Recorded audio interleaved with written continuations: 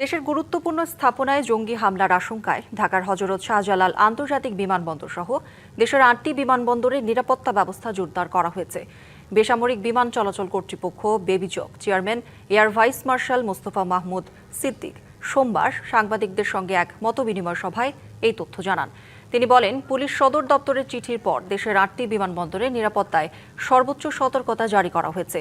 বাংলাদেশের আইন শৃঙ্খলা বাহিনীগুলোর কাছে এখন এক আতঙ্কের নাম পাকিস্তানি তালেবান নামে পরিচিত সশস্ত্র গোষ্ঠী তেহরিকি তালেবান পাকিস্তান বা টিটিপির আস্তানা চট্টগ্রামের বিমান বাহিনী ঘাঁটি থেকে নিখোঁজ একজন ওয়ারেন্ট অফিসারের সন্ধান পাওয়ার পর থেকে বেরিয়ে আসছে একের পর এক চাঞ্চল্যকর তথ্য। একটা চিঠি, যেটা সাধারণ কোনো অফিসিয়াল কাগজ না, বরং পুরো দেশের নিরাপত্তা ব্যবস্থাকে নতুন করে নাড়া দিয়েছে।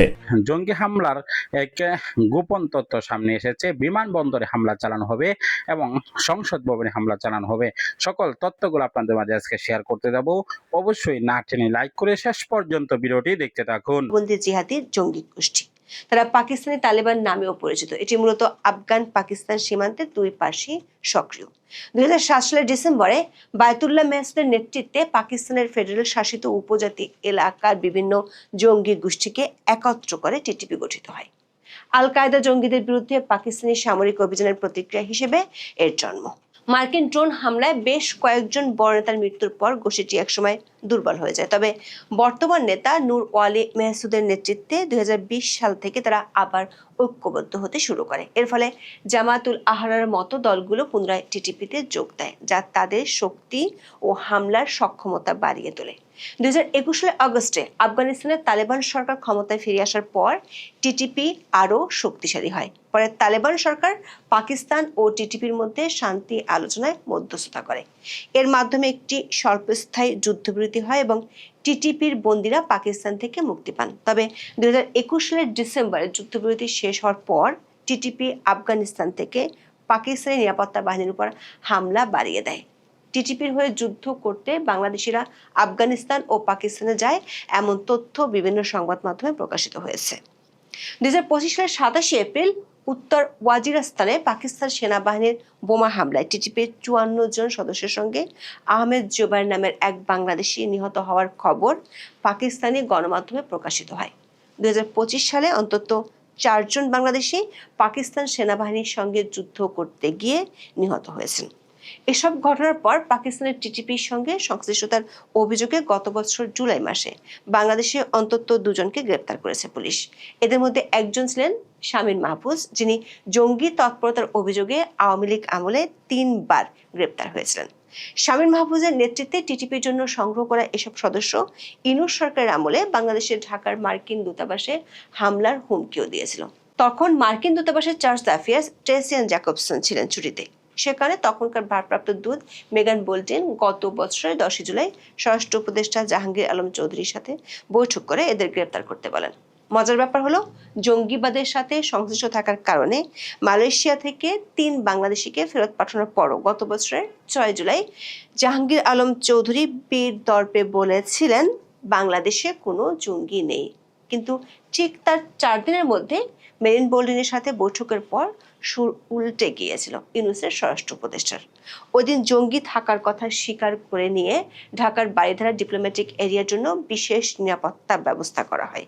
নিয়মিত নিরাপত্তা বাহিনীর পাশাপাশি সেখানে কোস্টগার্ডও মোতায়েন করা হয়েছিল। অন্তর্বর্তী সরকারের 2 উপদেষ্টার বিরোধিতা সত্ত্বেও 15 জুলাই শামীম মাহফুজকে গ্রেপ্তার করে পুলিশ। তারপরও বাংলাদেশে টিটিপির তৎপরতা থেমে থাকেনি, যে কারণে ছুটি থেকে ফিরে ট্রেসিয়ান জ্যাকবসন 28 জুলাই মোহাম্মদ ইউনূসের সাথে দেখা করে বিষয়টি নিয়ে উদ্বেগ জানান। ওই বৈঠকে ট্রেসিয়ান জ্যাকবসন 2025 সালের 22 এপ্রিল আইন উপদেষ্টা আসিফ নজরুলের সাথে জঙ্গিবাদের সাথে জড়িত থাকার অভিযোগ আছে এমন কয়েকজনের বৈঠকের বিষয়ে বিস্তারিত তথ্য জানতে চেয়েছিলেন। পুলিশের বিশেষ শাখার সূত্রগুলো বলছে, বিভিন্ন সংস্থার পক্ষ থেকে জঙ্গি তৎপরতা বাড়ার ব্যাপারে ইউনূস সরকারের শীর্ষ মহলকে বারবার সতর্ক করলেও অন্তর্বর্তী সরকার তখন ছিল চুপ। উল্টো যেসব পুলিশ কর্মকর্তা তদন্ত করতে চাইতো তাদেরকে রিমোট এলাকায় ট্রান্সফার করা হতো। এরই ফাঁকে দেশের আইন শৃঙ্খলা বাহিনীগুলোতে ছড়িয়ে পড়ে টিটিপির সদস্য সংগ্রহ কার্যক্রম। এরই মধ্যে চট্টগ্রামের বিমান বাহিনী ঘাঁটি থেকে নিখোঁজ একজন ওয়ারেন্ট অফিসারের সন্ধান পায় বাহিনীর গোয়েন্দারা। চট্টগ্রামের বিএফ জহুরুল হক ঘাঁটিতে কর্মরত ওই ওয়ারেন্ট অফিসার কর্মস্থলে অনুপস্থিত থাকার পর থেকে তদন্ত শুরু হয়। তিনি প্রায় 2 মাস ধরে বিনা ছুটিতে নিখোঁজ ছিলেন। পরবর্তীতে টিটিপির একটি আস্তানা থেকে তাকে শনাক্ত ও গ্রেপ্তার করা হয়। এমন তথ্যের পর বিমান বাহিনীর ভেতরে উগ্রবাদী সংশ্লিষ্টতা খতিয়ে দেখতে শুরু করলে বেরিয়ে আসে একের পর এক চাঞ্চল্যকর তথ্য। এ ধরনের ঘটনায় গত 1 সপ্তাহে বিমান বাহিনীর 20 জনের বেশি সদস্যকে আটক করা হয়েছে। আটক হওয়াদের মধ্যে ওই ওয়ারেন্ট অফিসার ছাড়াও আছেন 2 জন স্কোয়াড্রন লিডার, 10 জন জুনিয়র কমিশনড অফিসার ও বিমান সেনা এবং 1 জন ইমাম।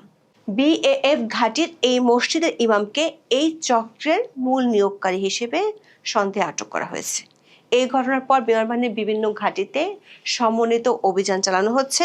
বাহিনীর ভেতরে গত কয়েক মাস ধরে কোনো নিয়োগ নেটওয়ার্ক সক্রিয় ছিল কিনা তদন্তকারীরা তা খতিয়ে দেখছেন। এছাড়া কোনো স্পর্শকাতর তথ্য পাচার হয়েছে কিনা এবং বাংলাদেশ থেকে নিয়োগকৃত ব্যক্তিদের বিদেশে আইন শৃঙ্খলা বাহিনীর একদিকে সতর্কবার্তা, অন্যদিকে আশ্বাস। আতঙ্কিত হওয়ার কিছু নেই, পরিস্থিতি নিয়ন্ত্রণে রয়েছে। এমন পরিস্থিতিতে প্রশ্নটা স্বাভাবিক, যদি সবকিছু নিয়ন্ত্রণে থাকে তাহলে কেন এখনো এমন উচ্চমাত্রা সতর্কতা? আর এই 2 জনকে শনাক্ত করা মানে কি পরিকল্পনাটা থেমে গেছে, নাকি এটি কেবল শুরু, যার পেছনে লুকিয়ে আছে আরো বড় কোনো নেটওয়ার্ক?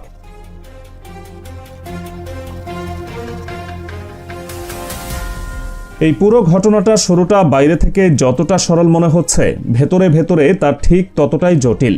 কারণ এটি কোনো হঠাৎ পাওয়া তথ্য না, বরং একটি নির্দিষ্ট তদন্তে ধারাবাহিকতায় ধীরে ধীরে তৈরি হওয়া একটি চিত্র।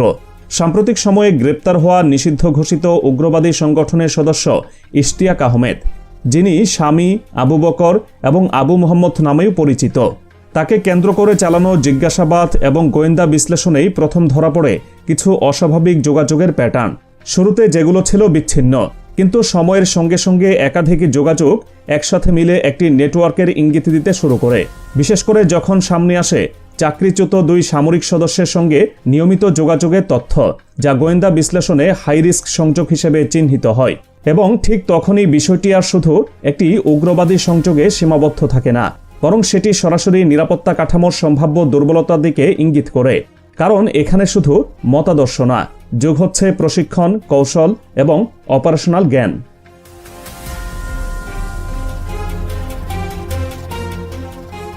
এই সংযোগ বিশ্লেষণের পরই গোয়েন্দা সংস্থাগুলো ধাপে ধাপে এগিয়ে গিয়ে শনাক্ত করে 2 জনকে, যাদের একজন হচ্ছে সিলেটের মোহাম্মদ রায়েদ হোসেন মায়েদ, বর্তমানে ব্যবসার সঙ্গে জড়িত, এবং অন্যজন ঢাকার ধামরাইয়ের বাসিন্দা মোহাম্মদ রাকিব হাসান, বর্তমানে সাভারের একটি বেসরকারি প্রতিষ্ঠানে কর্মরত।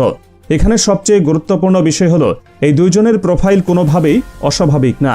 তারা সমাজের ভেতরেই ছিল, সাধারণ পরিচয়ে, সাধারণ জীবনে, যা গোয়েন্দা ভাষায় লো ভিজিবিলিটি থ্রেট হিসেবে পরিচিত, অর্থাৎ যাদের আলাদা করে চিহ্নিত করা কঠিন।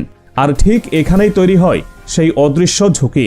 কারণ যখন কোনো নেটওয়ার্ক সাধারণ মানুষের ভেতরে লুকিয়ে থাকে, তখন সেটিকে শনাক্ত করা কঠিন হয়ে যায়। এই 2 জনকে শনাক্ত করা মানে শুধু নাম জানা না, বরং তাদের যোগাযোগ। প্রিয় দর্শক, সম্পূর্ণ ভিডিওটি দেখলেন, বুঝতে পেরেছেন ভিডিওটি গুরুত্বপূর্ণ। আমরা বস্তুনিষ্ঠ সকল আপডেট এবং ব্রেকিং নিউজ এবং সকল ব্রেকিং আপডেটগুলো এবং তাজা খবর সকল কিছু একত্র করে সংক্ষিপ্তভাবে আপনাদের মাঝে প্রচার করে হাজারো ব্যস্ততার মধ্যে যেন আপনারা সকল ব্রেকিং নিউজগুলো, বাংলাদেশের সকল আপডেটগুলো জানতে পারেন। তাই এখনই আমাদের চ্যানেলটিকে সাবস্ক্রাইব করে নেবেন। দেখা হচ্ছে পরবর্তী ভিডিওতে। আসসালামু আলাইকুম রহমতুল্লাহ।